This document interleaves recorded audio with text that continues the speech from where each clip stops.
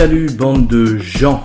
J'avais envie de vous parler d'un petit problème que j'ai eu, qui a duré quelques années, qui est mon addiction à YouTube.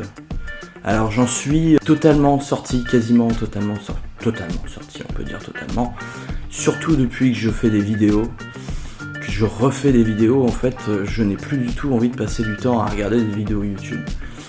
Donc voilà, je regarde des vidéos très courtes, enfin bon on s'en fout, peu importe ce que je fais, vous allez me dire. Mais en tout cas je voulais parler de ce problème parce que, bon il faut bien comprendre que YouTube, moi j'adore YouTube, YouTube c'est très bien, n'importe qui peut faire une vidéo intéressante et la poster, ça c'est formidable. Parce qu'en effet, tout le monde a un smartphone, Jean-Patrick, et tout le monde a quelque chose à dire. Et c'est fatigant. Mais c'est aussi formidable. Tout le monde est mis en concurrence. Alors est-ce que l'algorithme fait bien son travail pour faire en sorte que tout le monde ait une chance? Ça, je n'en sais rien. C'est pas tellement la question du jour. Je voulais parler un peu de l'addiction sur YouTube parce que moi j'ai une période où j'étais rendu à 4-5 heures de YouTube par jour. Alors, j'avais un peu que ça à faire aussi. Et je m'en suis sorti de plusieurs manières. Donc je voulais vous parler de ça. Et on va tout de suite rentrer dans le vif du sujet.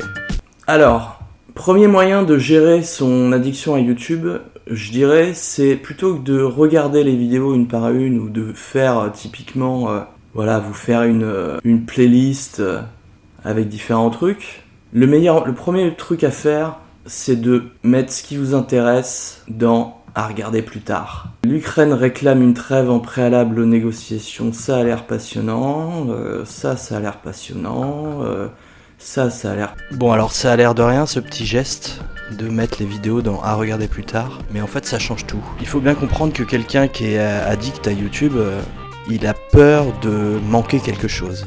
Et du coup cette option permet de dire, même si tu le regardes pas, tu sais que tu l'as quelque part, et tu pourras le regarder. Et c'est une sorte de sécurité mentale pour celui qui a peur de manquer quelque chose d'important. Voilà. Le fait est que si vous faites ça, déjà vous n'allez pas regarder toutes les vidéos. Probablement que, là c'est des vidéos très courtes, donc si, mais genre là tiens on a une vidéo d'1h25, j'ai pas le temps, ça dégage.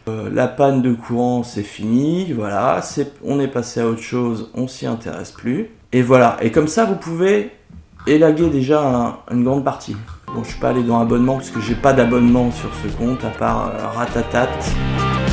Au cas où il se reformerait et qu'il ressortirait une chanson, j'aimerais bien être au courant. Voilà, on en vient à la deuxième technique. Deuxième technique très importante. Si vous êtes abonné à beaucoup de chaînes, et mettons que vous sur YouTube, vous écoutez des choses sérieuses, des choses de divertissement moins sérieuses, de la musique, et vous avez tout ça sur un même compte. Et c'est un bordel incommensurable. Vous ne pouvez pas gérer votre YouTube de cette façon. Ce qu'il faut que vous fassiez, c'est de créer plusieurs comptes. Donc là, j'ai 3 comptes. J'en ai un qui est mon compte sur lequel je fais des vidéos, donc je m'en sers que pour ça. J'ai un compte sur lequel il y a les trucs courants que je regarde tous les jours. Et j'ai un compte de musique classique. Voilà, donc les abonnements, c'est que des trucs de musique classique. Donc, forcément, l'algorithme ne me propose quasiment que des trucs de musique classique. Tiens, t'es là, toi. Toi, je t'aime pas, là, fais gaffe. Mais on en reparlera. Un des trucs que je trouve problématique avec les réseaux sociaux en général, c'est le fait que la nature des informations qui vous arrivent est très variée. Trop variée. Trop de contenus différents et de différentes natures. On passe du tragique au comique en un mouvement de pouce et c'est assez perturbant. Avec YouTube, vous avez au moins la possibilité d'organiser un minimum ce chaos des temps modernes. Et enfin, je voulais aller sur ce compte qui est le compte sur lequel j'ai passé le plus de temps à regarder le plus possible de trucs. Et puis ensuite, vous allez sur à regarder plus tard. C'est-à-dire que là, j'en suis à 500 vidéos non regardées. Combien ? Bon, voilà. La fameuse technique du mettre les vidéos à regarder plus tard, ça fonctionne. Il y a tellement de vidéos que ça fait bugger le truc. On en arrive à la technique qui permet de gérer cette quantité astronomique de vidéos qui traînent sur votre playlist. Qui est la technique du j'en ai rien à foutre. C'est très simple, je vais vous montrer, on va le faire tout de suite. Le principe est assez simple. Vous regardez des vidéos et à un moment donné, vous vous mettez en état d'esprit de « j'en ai rien à foutre ». On va voir ce que ça donne. On va mettre en aléatoire. On va voir ce qui se passe. Bon. Ça dure 1 minute. On peut le regarder.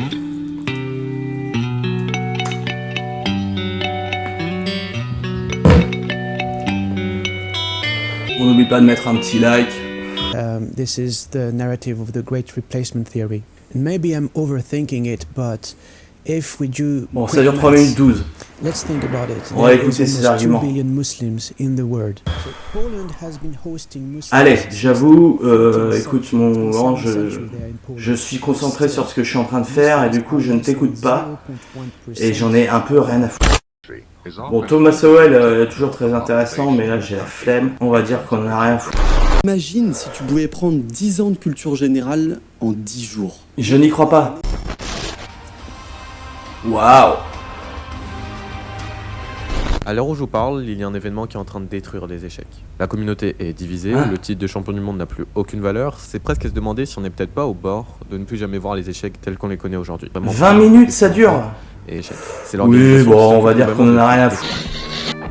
3h23 de René Girard. Peut-être que je le regarderai un jour, donc je vais juste passer.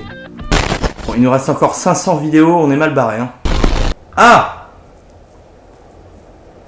Un samouraï qui combat un chevalier. Voilà une vidéo intéressante.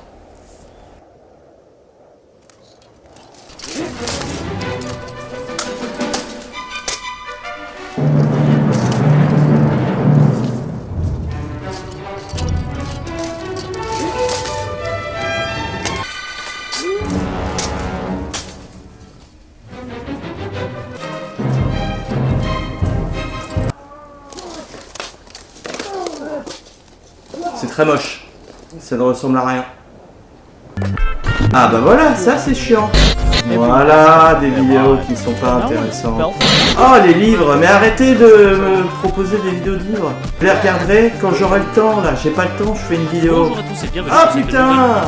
L'intelligence artificielle, elle est en train devant nous, sous nos yeux, de prendre un corps. Nous vivons la phase finale de tout un processus qui se déroule depuis quelques milliers d'années. Bonjour à tous, bienvenue dans cette nouvelle vidéo. Nous commençons aujourd'hui un... Est-ce que Sofiane Pamart, autoproclamé king du piano, peut vraiment rivaliser avec des géants comme Chopin ou Beethoven? Dans cette vidéo... Non. Bon voilà, on a réussi à enlever une vingtaine de vidéos, un peu moins, en quelques minutes. Voilà, je pense que, bon, j'espère que vous n'êtes pas comme moi, rendu à 500 vidéos dans votre playlist à regarder plus tard. Donc la technique du j'en ai rien à foutre, ça marche. Vous vous posez pas de questions, vous dégagez les trucs. Vous dites j'en ai rien à foutre. Aujourd'hui j'en ai rien à foutre. Et vous supprimez, vous supprimez, vous supprimez. Ça marche. Enfin ça marche. J'en ai un peu rien à foutre.